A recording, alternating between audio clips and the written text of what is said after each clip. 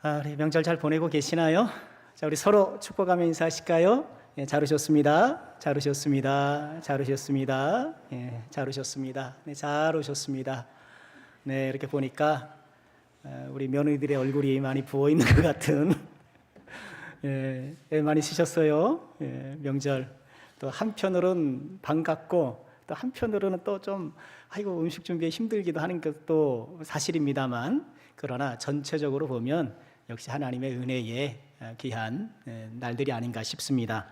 모처럼 명절 연휴를 맞이하여서 가정마다 하나님의 은혜와 평강이 충만하시기를 주님의 이름으로 축원합니다. 우리 현생 인류를 일컬어 호모 사피엔스다, 슬기로운 사람이다, 그렇게 부르지요. 이 호모 사피엔스라는 학명을 처음 고안한 사람은 칼 폰 린네라는 분이에요. 스웨덴 출신의 식물학자신데요, 생물 분류학에 기초를 닦은 분이라고 해요. 우리 학교 다닐 때 종속, 과목, 강문계 그런 거 배웠었잖아요. 바로 그런 분류 체계를 세우신 분이 바로 이분인데, 그렇게 분류를 동식물을 분류하고 각 동물, 식물마다 학명을 부여하면서 우리 인간에게는 호모 사피엔스라는 이런 이름을 붙인 거예요. 이분이 동식물의 분류 체계를 세우려 했던 이유는요, 이 자연계가 질서 있는 곳이다, 그것을 드러내기 위해서였다고 해요. 이분이 목사님 아들이거든요. 그러니 하나님이 창조하신 이 창조 세계가 완벽한 질서 체계를 갖추었음을 이렇게 분류 체계를 통해 드러내고 싶었다고 해요. 그러면서 하나님의 창조 세계 가운데에 우리 인간도 한 종이다, 이렇게 위치를 시켰던 거예요. 자, 우리 호모 사피엔스, 우리 인간들은 그 이름처럼 여타 다른 동식물과는 견줄 수 없는 탁월함을 보여왔죠. 지구상의 어떤 생물도 이룰 수 없는 문명을 이루고 기술 발전을 이루어왔죠. 그래서 이 지구의 최상의 포식자가 되었죠. 사실상 지구를 다스리는 그런 종이 되었잖아요. 멀게는 수백억 광년 떨어진 그 우주를 관찰하기 시작했고, 또 가깝게는 우리 몸 구석구석을 살피고, 또 원자내, 전자내 이런 우리 눈에 보이지 않는 그런 미시세계까지 탐구하고 있죠. 우리 인간들이 이루어오는 이 물질 문명은 엄청난 편리를 가져왔죠. 그러면 지나면 지날수록 세상이 편리해지지 않습니까? 세탁기 나온 건 두말할 것도 없고요. 우리가 들고 다니는 휴대폰만 하더라도 얼마나 많은 기능들이 있어요. 참 편리해지는 세상인 것은 틀림없습니다. 그렇지만 슬기로운 인간 호모 사피엔스로 자처하고 있지만 실상은 전혀 슬기롭지 못한 호모 인 사피엔스다, 그런 말을 드렸어요. 왜 그런가요? 참 많은 업적을 이룬 것은 사실이지만 시편 14편 1절의 말씀처럼 하나님을 부정하기 때문에, 어리석은 자는 그 마음에 이르기를 하나님이 없다 하는도다 라고 말씀하셨는데, 딱 이 말씀 그대로 호모 사피엔스가 살고 있는 거예요. 우리 인간들이 그렇게 살고 있어요. 우리 인간들이 이루고 있는 정치, 경제, 사회, 문화 곳곳을 들여다보면 이미 하나님은 배제되었고, 특히 자신의 과학기술을 과신한 나머지 이제는 스스로 하나님의 위치에 오르려고 하는 그런 모양을 보이고 있죠. 유발 하라리의 책 제목처럼 호모 데우스가 되려고 하고 있어요. 신인간, 스스로 신의 자리에 오르려고 하는 호모 데우스가 되려고 하는 것이 이 호모 사피엔스, 우리 인간의 모습인데, 이처럼 하나님을 점점 떠난 호모 사피엔스라 자처하지만 실상은 호모 인사피엔스, 아니 호모 데우스로 치닫고 있는 이 악한 시대에 새로운 인류가 출현해야 한다. 그리고 그 새로운 출현해야 될 그 인류의 이름을 우리는 호모 피데, 믿음의 사람이라고 이름을 붙여보았죠. 이 믿음의 사람이야말로 진짜 호모 사피엔스다, 정말 슬기로운 사람이다. 하나님을 인정하고 하나님의 뜻대로 살아가는 믿음의 사람이야말로 호모 피데야말로 호모 사피엔스다, 이런 말씀을 드렸어요. 그러면서 우리는 오늘까지 3주에 걸쳐 이 호모 피데의 특징을 호모 사피엔스의 보편적인 특징을 빌어서 적용해 보고 있는데요. 이 첫 시간에는 우리가 어떤 내용을 나눴나요?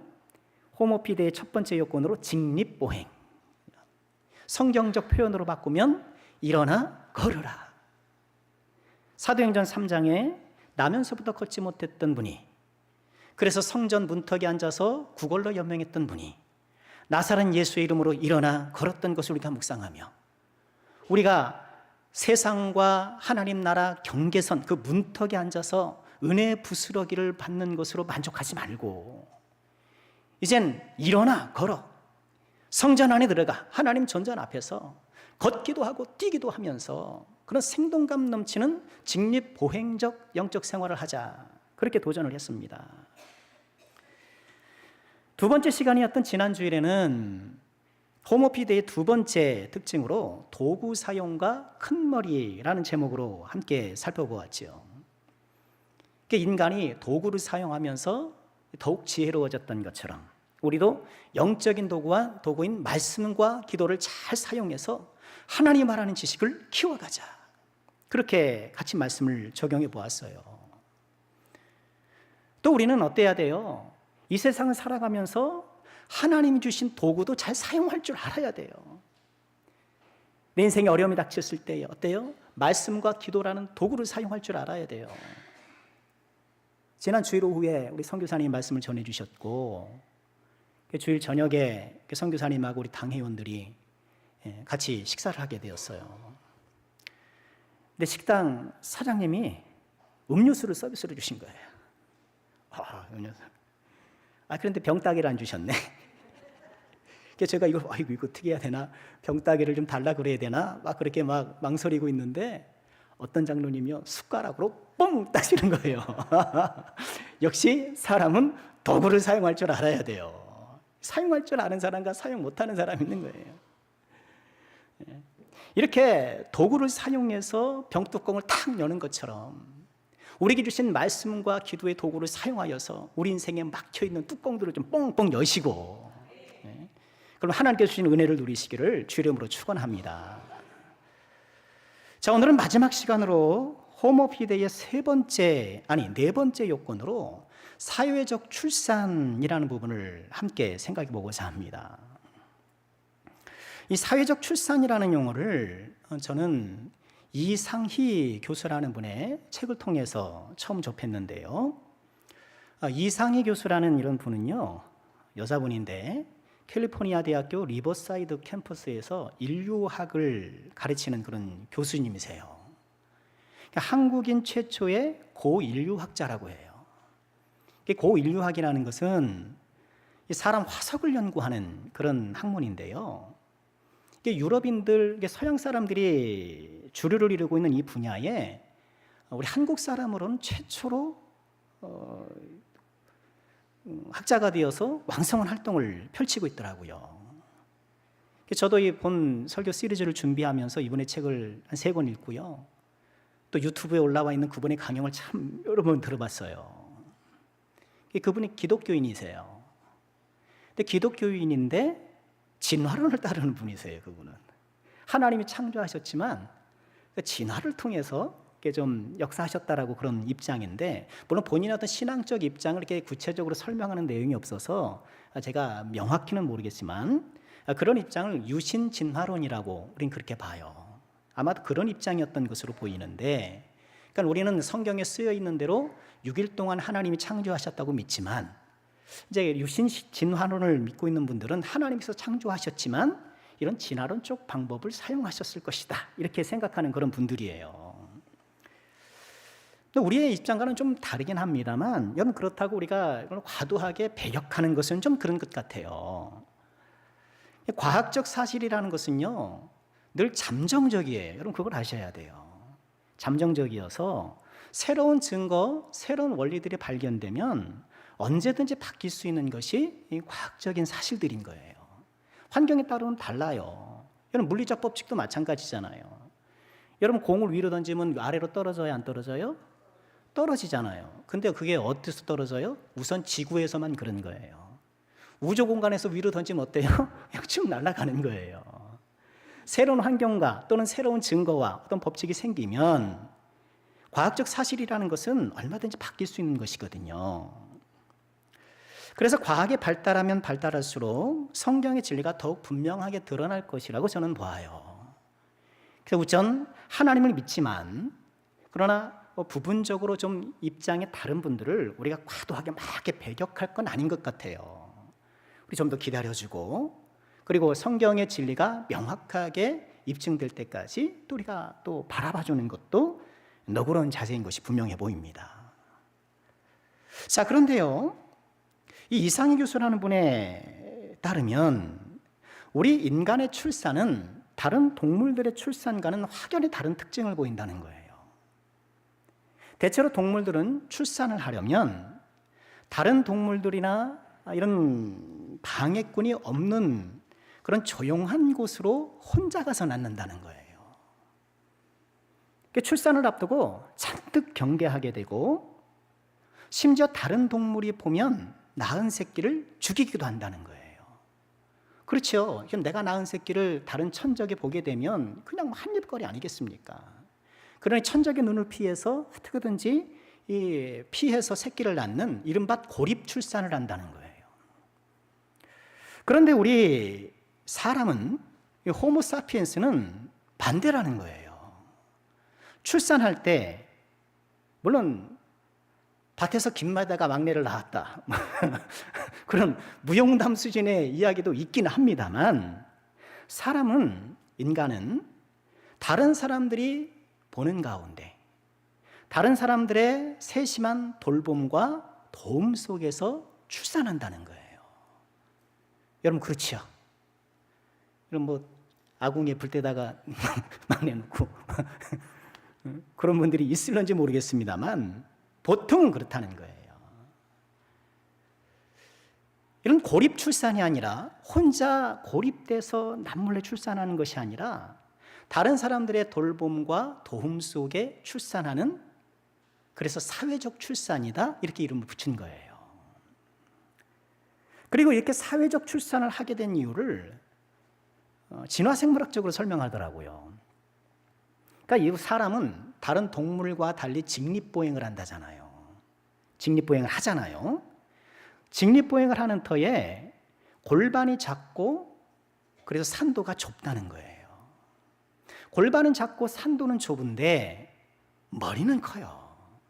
그러니 아이를 낳을 때 무척 고통스럽죠. 그러셨죠? 저는 제왕절개에서 아이를 낳을 땐 고통스러운 거예요. 막 뼈가 끊어지듯 벌어지듯 막 그런다잖아요. 그래서 아이를 낳고 나면 이 체형이 바뀌잖아요. 우리 여성분들. 침팬지의 경우 이제 뱃속의 태아가 이제 출산할 때 이 태아의 머리와 어미의 산도가 잘 맞는다는 거예요. 침팬지는 네 발로 다니고 이렇게 막 다리를 벌리고 다니고 골반도 크고 산도와 태아의 머리가 비슷비슷해서 출산에 큰 어려움이 없다는 거예요. 침팬지 새끼는 이제 엄마 몸에서 이렇게 나올 때 엄마 배꼽을 바라보면서 이렇게 엄마 얼굴을 보는 방향으로 이렇게 나온다는 거예요. 침팬지는 출산할 때 조용한 곳에 가서 혼자 이렇게 앉아가지고 침팬지 새끼를 이렇게 산도에서 나오는 아이를 이렇게 꺼낸다는 거예요. 이해되시겠죠? 이렇게 자기 스스로 꺼낸다는 거예요. 그런데 인간은 다르다는 거예요. 인간 태아도 처음에는 침팬지처럼 이렇게 엄마를 바라보는 방향으로 산도에 진입한대요. 그런데 산도가 좁다 보니까 어깨를 산도에 맞추려고 자기 몸을 한번 튼다는 거예요. 그래서 또 진입을 하는데 산도의 모양이 또 다시 달라져서 산도 모양에 맞추려고 몸을 또 한 번 튼다는 거예요. 그러다 보니까 침팬지는 자기 엄마 얼굴을 보면서 이렇게 나오는데 우리 사람은 어때요? 뒤집어져서 나오는 거예요. 그러니까 뒤통수를 보이면서 나오게 된다는 거예요. 이렇게 뒤통수를 보이면서 나오는데 그 아이를 내가 이렇게 받아 안으면 어때요? 자칫한 목이 부러지고 척추에 문제가 생기고 그렇다는 거예요. 그러니 인간은 출산을 할 때 누군가 옆에서 그 아이를 받아줘야 된다는 거예요.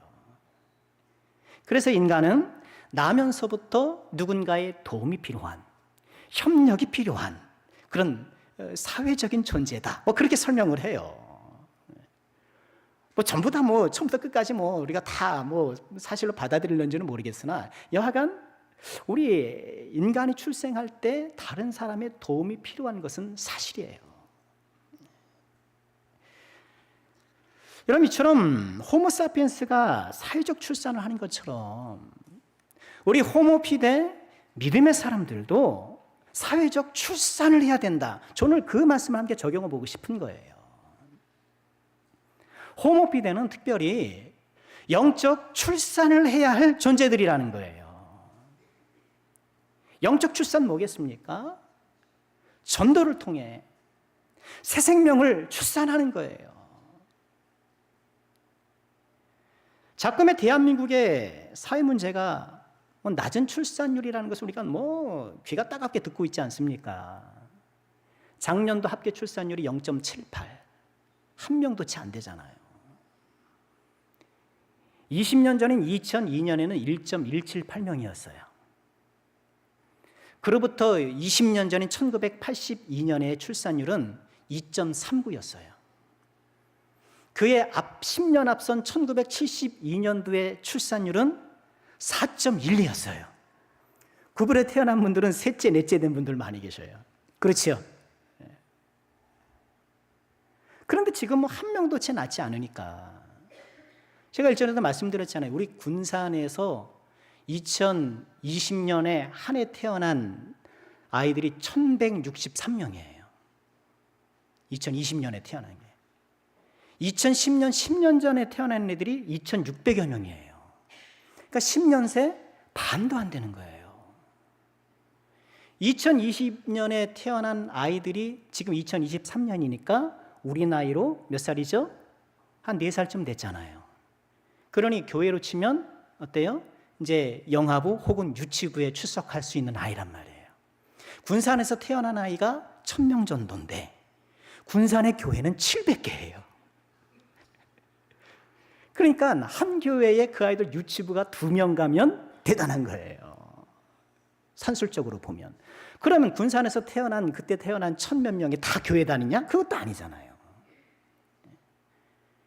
그러니 교회에서 아이들 보기가 정말 힘들어지는 거예요. 교회뿐이게 아니라 길거리에서도 아이들 볼 수가 없잖아요.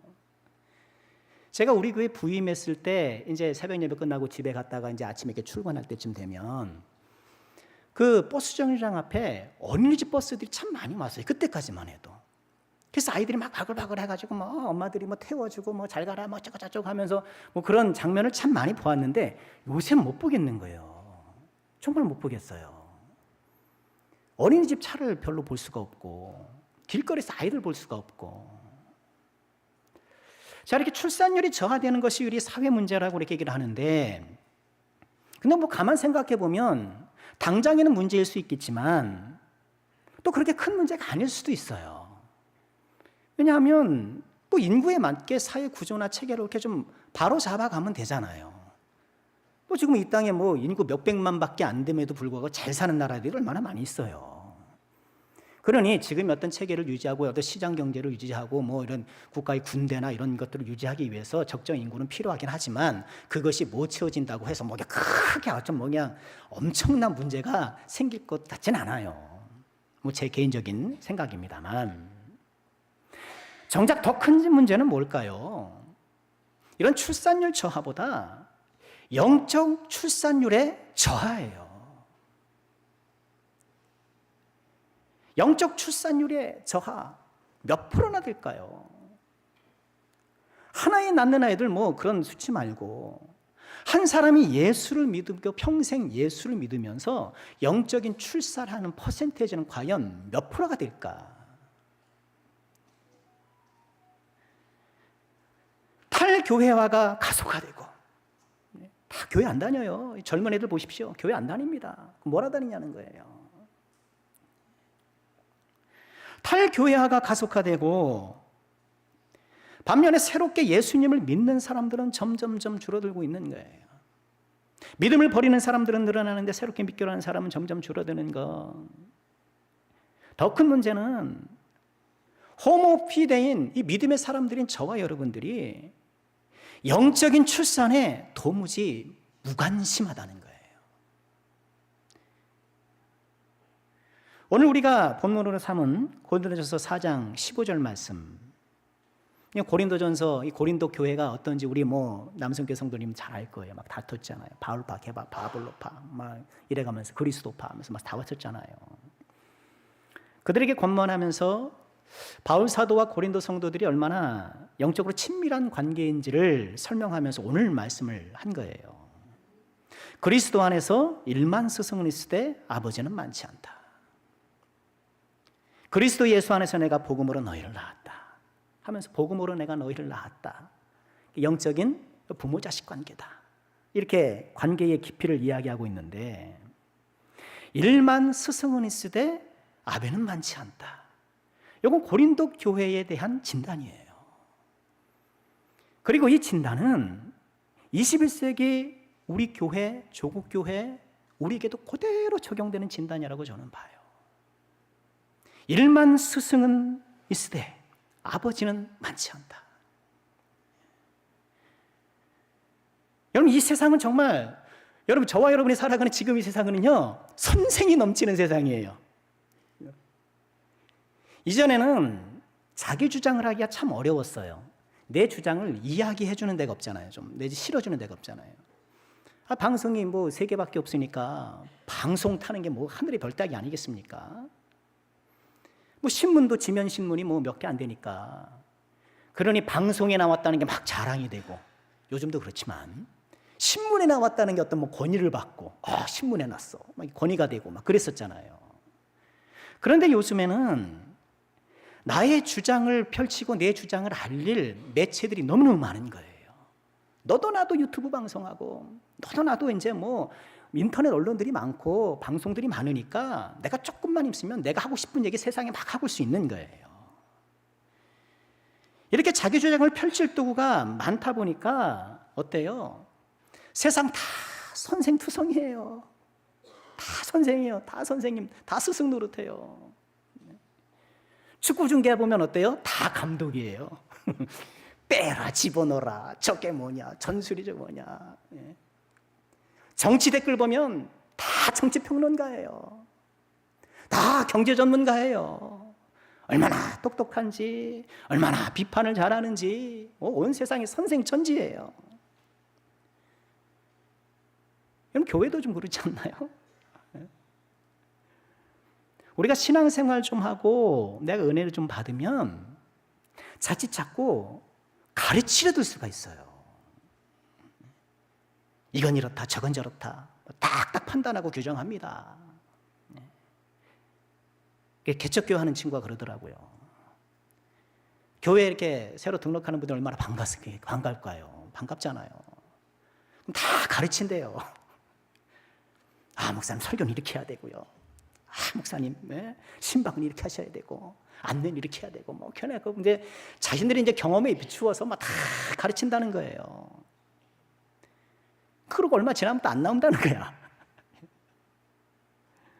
의견은 청취해야죠. 내가 의견을 말하는 것이 잘못됐다는 것이 아니에요. 그 이면에 이 시대를 살아가는 우리 모두 안에 담겨져 있는 그런 경향들을 말씀드리고 싶은 거예요.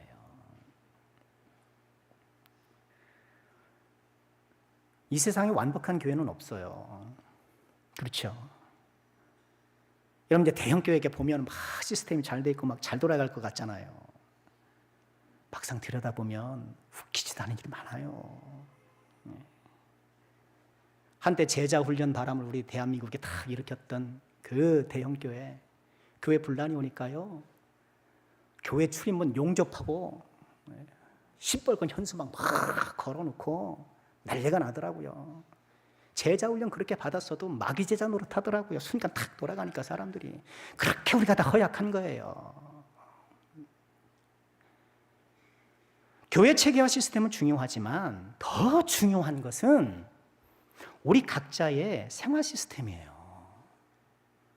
허름한 2층 상가 개척교회를 하더라도요, 내가 그리스도를 닮아가고 믿음으로 살아가는 사람이 있어요. 반면에 훈련 프로그램이 세련되게 탁탁탁탁 돌아가는 그런 교회더라도 내가 믿음으로 살지 않으면 아무 소용이 없는 거예요. 보기는 좋죠. 교회가 뭐 되는 것 같잖아요. 좋아 보이잖아요. 근데 그 심산을 가만히 들여다보면요, 종교 서비스를 받고 싶은 마음이 그 안에 있을 수 있는 거예요. 교회는 최소한 이 정도의 시스템을 갖고 나에게 이런 종교 서비스를 제공해 줘야 된다라고 생각하는 인식이 나도 모르게 있을 수 있는 거예요. 교회는 당연히 믿음의 훈련 체계를 잘 갖춰 나가야 해요. 그러나 중요한 거는 교회가 잘 되는 게 중요한 게 아니고요, 교회가 구조를 잘 잡는 게 중요한 게 아니고 내가 내 삶에서 구조를 잡는 게 정말 중요한 거예요. 교회가 잘 되는 것보다요, 교회가 잘 돼야 될 이유는 뭐예요? 교회 자체가 잘 되는 건 아무 소용이 없어요. 교회가 휘황찬란하고 사람 많이 모이면 뭐 하겠습니까? 내가 엉뚱하게 살면, 내가 엉망으로 살면 뭐 교회가 좋고 시스템이 좋고 뭐 대형 교회인 게 무슨 의미가 있겠어요? 그리스도를 닮아가고 내 삶의 영역을 하나님의 나라로 만들어가는 오늘이 아닌 오늘 이후 6일의 삶이 바른 믿음의 시스템 안에서 잘 돌아가야 그게 승리하는 성도인 거죠.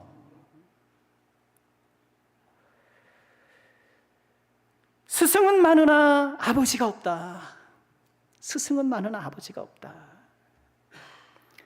주님께서 이 시대에 우리를 향한 말씀이 아닐 수 없는 것이죠. 야고보 3장 1절에 보면 야고보 예수님의 동생이잖아요. 근데 이분이 당시 예루살렘 교회를 이끌었던 지도자예요. 이렇게 얘기를 해요. 내 형제들아, 너희는 선생이 된 우리가 더 큰 심판을 받을 줄 알고 선생이 많이 되지 말라. 선생하지 마. 이건 뭐 교회 지도자가 목회를 하면 안 된다, 그러면 큰일 난다, 그런 얘기가 아니잖아요. 이 말을 하는 이유가 뭐겠습니까? 야고보는 부득불 이제 교회 지도적 역할로 선생 노릇을 하는데 거룩한 부담감이 있는 거예요. 잘못 가르치면 안 되잖아요. 모범을 보여야 하잖아요. 주님께 막중한 책임을 부여받는데 감당하지 못하면 책임을 또 물으시잖아요. 그런 거룩한 부담감 때문에 그래도 선생이 하지 마, 그런 거예요. 자꾸 가르치려 들고 내가 다 아는 것처럼 그러지 말라는 거예요. 너도 나도 다 선생 되려는 이 시대에, 다 가르치고 다 선생 노릇하려는 이 시대에 정말 하나님 나라에 필요한 사람 누구일까? 오늘 말씀에 따르면 아버지가 필요하다는 거예요. 어머니가 필요하다는 거예요. 그러니까 아버지 또 어머니는 뭐예요? 아버지와 어머니가 되는 첫 번째 요건은 뭔가요? 남편과 아내가 되려면 결혼을 해야 돼요. 그러나 아버지와 어머니가 되려면 어떻게 해요? 결혼한 것으로는 부족하고 출산을 해야 되는 거예요. 그래야 아버지가 되고 어머니가 되는 거잖아요. 지금 일만 스승은 이 시대에 아버지는 없다고 하는 이 말씀, 어떤 말씀이에요? 교회 안에서도 자기 주장하고 자기 주장 내세우지만 결과적으로 보면 영적 출산을 도외시하고 있는 우리를 향한 말씀이 아닐 수 없는 거예요. 복음으로 새로운 생명을 출산하는 그런 영적인 아버지가 되려고 하는 노력, 어머니가 되려고 하는 노력, 어떤가요? 저와 여러분은 영적 출산을 위해 애쓰는 아버지와 어머니가 되고픈 사람인가?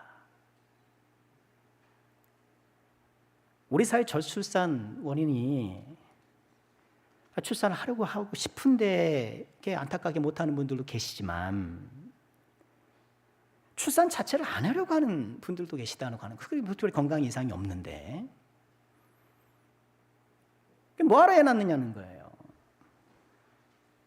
돈도 없고 내가 애 잘 키워가지고 뭐 이렇게 좀 잘해줄 그런 자신도 없는데, 그러지 말고 그냥 우리 부부끼리 엔조이 하면서 편안하게 살자, 그런 입장을 취하는 사람들이 있다는 거예요. 뭐 그렇게 생각한다는데 뭐 어떡하겠습니까만. 근데 내 아이가 얼마나 사랑스러워요. 사랑스러워요. 눈에 넣어지도 아플 그 아이, 그죠? 이 아이가 잘하는 거 보고 그냥 보람을 느끼고, 얼마나 행복한 일이에요. 명절에 오손도손 이렇게 자녀들과 또 온 가족 함께 모이는 것 행복한 일이잖아요. 뭐 그런 입장을 뭐 존중할 수밖에 없지만, 또 이런 행복을 놓치는 것에 대해서는 좀 안타까운 마음이 있는 것도 사실이에요. 근데 우리가 혹시 나도 모르게 영적 출산을 기피하는 것은 아닌가 좀 돌아봐야 돼요. 이건 문제예요. 그래서 나 혼자 예수 믿고 우리끼리 그냥 신앙생활 잘하고 이렇게 뭐 이러면 되는 거 아니냐. 굳이 다른 사람들 불쾌하게 하면서까지 전도하고 뭘 그렇게 요란하게 그렇게 막 그렇게 뭐 신앙생활 하느냐. 만약 우리도 나도 모르게 그런 생각이 있다라면 정말 우리 생각을 바꿔야 돼요. 우리 육체적 출산은 뭐 선택할 수 있겠죠. 본인 어떤 인생관이 있으니까 뭐 그것은 우리가 선택할 수 있고 뭐 존중할 수 있다 치지만, 영적 출산은 우리의 선택 부분이 아니에요. 영적 출산, 이 전도는 예수님께서 이 땅에 오신 목적이에요. 마가복음 1장 38절에 이렇게 말씀을 하셨어요. 다 같이 읽어볼까요? 시작. 이르시되 우리가 다른 가까운 마을들로 가자. 거기서도 전도하리니 내가 이를 위하여 왔노라. 내가 이를 위하여 왔노라. 예수님께서 이 땅에 오신 주요 목적 가운데 하나가 복음을 전하는 전도를 위해서 오셨다는 거예요. 우리가 잘 아는 예수님의 이 땅에서의 마지막 당부의 말씀 잘 알고 계시죠? 마태복음 28장 19절이야. 그러므로 너희는 가서 모든 민족을 제사로 삼아 아버지와 아들과 성령 이름으로 세례를 베풀고 내가 너희에게 분반 모든 것을 가르쳐 지키게 하라. 볼지어다 내가 세상 끝날까지 너희와 항상 함께 있으리라 하시니라. 예수님께서 이 땅에 성육신하셔서 많은 말씀과 많은 기적을 행하시고 이제 마지막 승천하실 때에 당부하신 말씀, 우리에게 명령하신 말씀이잖아요. 모든 민족을 제자로 삼고 아버지와 아들과 성령 이름 세례를 예수 믿게 하라는 거죠. 전도하라는 거잖아요. 예수님의 제자들은 이걸 가슴에 품고 살았잖아요. 유대와 사마리아와 땅끝까지 박해가 있어도 핍박이 있어도 이 예수님 말씀을 품고 살았어요. 근데 우리가 과연 이 예수님의 말씀을 품고 살고 있는가? 우리는 참 희한해요. 다른 건 다 잘해요. 예배도 잘하고 찬양도 잘하고 뭐 성경도 잘 읽고 하는데 전도를 안 해. 이것만 우리가 제쳐놓고 있는 것이 아닌가. 호모 피데인 믿음의 사람인 저와 여러분이 결코 외면해서 안 되는 거룩한 사명이요 특권, 바로 영적 출산, 복음 전파라는 것. 지난번 군산 지역 붕해 할 때 유흥열 목사님이 붕해 마지막 날에 그런 도전을 하셨어요. 뜨거운 가슴으로 복음을 전해본 적이 언제입니까? 뜨거운 가슴으로 복음을 전해본 적이 언제입니까? 언제였을까? 저도 나는 설교하니까 오전 오후 설교 수요 줄줄이 하니까 이런 설교를 열정적으로 한 것으로 방패막 삼고 피해갔던 것이 아닌가. 여러분, 그래도 우리 교회가 아가페 전도대가 이렇게 전도하는 게 얼마나 감사한지 몰라요.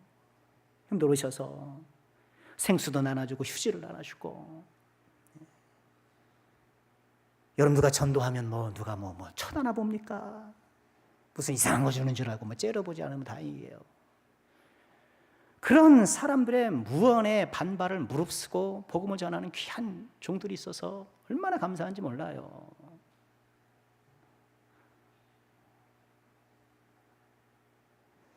여러분, 특정 몇몇 사람들뿐만 아니라 저와 여러분 우리 모두가 이런 영적 출산의 갈망을 회복해야 되지 않겠는가? 영적인 출산을 갈망하는 그런 사람, 우리 호모피데가 갖추어야 될 마음의 가운데 하나가 바로 영적 출산을 갈망하는 것. 우리 사랑하는 모든 제정도 우리가 이 마음이 회복되기를 주 이름으로 간곡히 축원합니다. 우린 예배도 잘하고 뭐 다른 것도 다 잘해야 되지만 주님께서 우리에게 주신 이 마지막 당부를 가슴에 새기고 이 말씀에 순종하기 위해서 우리는 달려나가야 할 것입니다. 복음을 전하기 어려운 시대는 건 틀림없어요. 그 어느 때보다 교회에 대한 인식이 나쁘고 예수를 믿는 것이 차라리 숨겨야 차라리 편해지는 그런 이런 상황인 것도 사실인지 몰라요. 그런데 과연 복음을 전하기가 쉬웠던 때가 있었을까요? 사도들은 복음을 전하면서 모진 고난을 당했어요. 얻어맞고 채찍질 당하고 순교하고, 초대교회 성도들은 예수 믿는다는 이유 때문에 원형 경기장의 검투사 놀이에 장난감이 되고 두더지처럼 땅을 파고 숨어서 300년 이상 살았어야 됐고, 장작더미 위에서 화형에 당하기도 하고. 여러분, 그런 거에 비하면 우리가 겪는 복음 전파 때 겪는 그런 불편함도 아니죠. 좀 기분 나쁜 거잖아요. 좀 인상 쓰는 정도잖아요. 제가 이전에 지하철 정도를 한번 했는데요, 어떤 어르신께 어르신 예수 좀 믿으세요? 그랬더니 이게 뭐 하는 짓이냐고 그러더라고요. 이게 뭐 하는 짓이냐고, 지하철에서 뭐 하는 짓이냐고. 나 쉬면서 가라고 그러는데 왜 내 휴식을 방해하느냐, 뭐 그런 거예요. 휴식을 방해한 건 미안하지만 때로는 더 좋은 거로 해서 좀 방해받을 때도 있잖아요. 우리 인생이 그런 건 아닙니까? 뭐 어쩌다 좀 방해받을 수도 있는 거지. 그런다고 그분이 저를 때리겠습니까? 경찰에 신고해서 제가 징역을 살겠습니까? 뭐 채찍으로 저를 뭐 휘두르겠습니까? 뭐 그런 소리하고 마는 것 아니겠습니까? 그런 것조차 우리가 두려워해서, 그런 것조차 우리가 마음이 졸여서 복음을 전하지 못하고 있다고 한다면 사도들에게 너무 미안한 거죠. 그 초대교회 성도들한테 너무 미안한 거죠. 보통 한 사람이 교회에 나오려면 24번의 전도를 받아야 된대요. 24번. 24번의 법칙. 여러분, 가족들에게 한번 헤아려 보세요. 예수 믿지 않는 가족들에게 내가 24번 이야기했나? 그럴 수도 있겠지만 못했을 수도 있어요. 마음은 먹었죠. 그런데 막상 카운트를 해보면 그렇게 안 될 수도 있어요. 1년에 한 번 했다 했을 때 24년입니까? 근데 한 해 돌아보면서 내 가족들에게 예수 믿으라고 이야기 안 하고 넘어간 해도 얼마나 많아요. 따지고 보면. 그러니 내가 기껏 좀 마음 잡고 이렇게 전도하려고 그러는데 아이고 전도해서 고맙습니다, 뭐 이런 사람이 어디 있겠습니까? 다 그렇게 째려보고 무시하고 외면하고 뭐 그렇게 하겠죠. 그럴 때 우리는 어때요? 24번 중에 내가 한 10번째쯤 되는가 보다. 이렇게 위로하고 미안 삼고, 그럴 일이면 되잖아요. 또 어떤 분은 그렇게 말을 해요. 이제 말하는 전도 소용없다는 거예요. 삶을 통해서 보여줘야지. 말은 맞죠. 말은 좋아요. 근데 얼마나 잘 살려서 그 완벽하게 감동을 줘서 교회로 이끌어가는 삶을 살겠습니까? 우리 죄인이. 그렇잖아요. 내 생활로 전도한다? 해야죠, 물론. 우리의 얼굴이 전도지고, 우리의 입술이 전도지고, 우리의 행동이 전도지인 것은 사실이에요. 잘 갖고 와야죠. 그러나 그거로 될 리가 있겠습니까? 실수투성인데, 뭐란 거 투성인데. 우리는 우리 생활이라는 전도제도 잘 가꾸고 구겨지지 않도록 해야 되겠지만, 그렇다고 해서 우리가 입술로 전하는 것을 막을 필요는 없는 거예요. 디모데후서 4장 2절에 이렇게 말씀을 하셨어요. 너는 말씀을 전파하라. 때를 얻든지 못 얻든지 항상 힘쓰라. 어떤 때는 좀 말씀을 전하기가 좀 더 수월할 때가 있을 수 있겠죠. 또 그래서 상대적으로 그렇지 못할 때도 있고. 그러나 어떤 때든 항상 힘쓰라. 에스겔 3장 11절의 말씀 보니까요, 사로잡힌 내 민족에게로 가서 지금 사로잡혀 있지 않습니까? 죄에 사로잡혀 있고 자기 주장에 사로잡혀 있고, 이런 사로잡혀 있는 사람에 가서 그들이 듣든지 아니 듣든지 그들에게 고하여 주 여호와의 말씀이 이러하시다라고 말씀해라. 듣든지 아니 듣든지 우리에게 주신 이 거룩한 책물을 우리가 외면해서는 안 될 것이죠. 어떤 사람은 외면하고 어떤 사람은 조롱하지만 복음이 필요한 한 사람이 있는 거예요. 우리 남성교회가 호모 피대로 특별히 영적 출산을 위해 쓰는 그런 교회, 우리 모든 죄종들 되시길 주의 이름으로 축원합니다. 특별히 우리 교회가 사회적 출산, 공동체적 출산을 해야 돼요. 그래서 우리가 함께 일에 협력을 해야 되는 거예요. 아이가 날 때 누가 옆에서 받아주고 씻어주고 옆에서 손잡아주고 막 그런 것처럼 영적 출산을 위해서 우리 교회가 협력해야 되는 거예요. 어떤 사람은 나가서 전도하고 어떤 사람은 뒤에서 기도하고 또 협력해주고 또 새로운 분들이 들어오면 여러분 같이 한번 어떻게 해요? 사랑해주고 관심을 가져두고 한 사람이 전도해서 교회 들어오는데 몇 번이라 그랬어요? 이거 좀 기억하세요. 몇 번이요? 24번이에요. 그렇게 교회에 등록한 분이 교회에 정착을 해야 되잖아요. 몇 번 다니다가 엥 하고 그냥 가버리고 엥 하고 갈 수 있잖아요.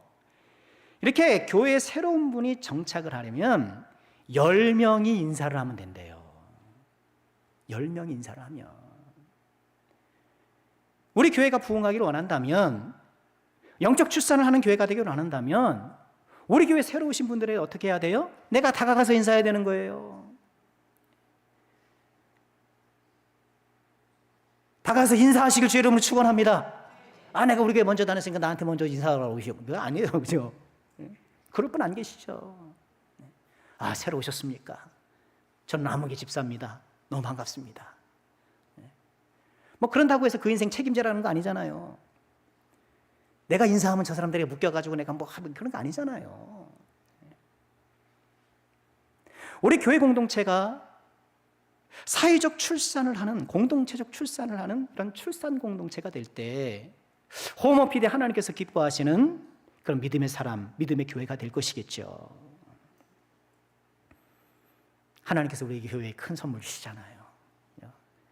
옆에 600세대에 하나님께서 그들을 좀 전도하라고 우리가 안 가니까 가서 제자 삼으라고 가야 되니까 붙여주셨잖아요. 아니에요?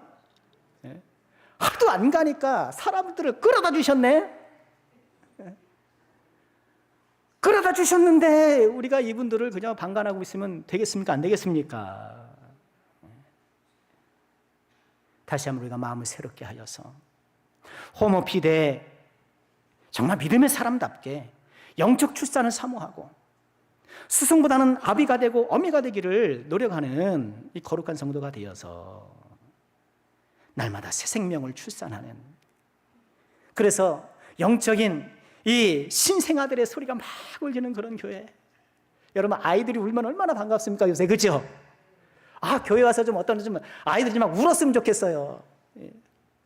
설교 좀 뭐 방해 안 되니까 막 깨끗대고 좀 울었으면 좋겠네. 그런 것처럼 정말 영적인 새 생명들이 자기 존재를 막 얘기를 하면서 그런 영적 신생아들의 울음 속에 넘치는 그런 교회가 되는 것. 자, 말씀 마치겠습니다. 호모피데는 직립보행, 일어나 걷는 사람들. 호모피데는 도구를 사용해서 하나님을 아는 지식이 날로 증대되는 사람. 호모피데는 출산하는 사람, 영적 새 생명을 잉태하고 출산하는 이 전도의 사명을 감당하는 사람. 여러분 이번 한 주간 전도하시기를 주의 이름으로 축원합니다. 여러분 이번 한 주간 한 사람에게 한번 전도해 보면 어떨까요? 뭐 그 이상은 더 좋겠지만 적어도 일주일에 한 사람에게. 여러분 복음 내가 성경을 뭐 내가 줄줄이 해설해 줄 수도 없잖아요. 예수 믿고 구원 받으세요. 같이 해볼까요? 시작.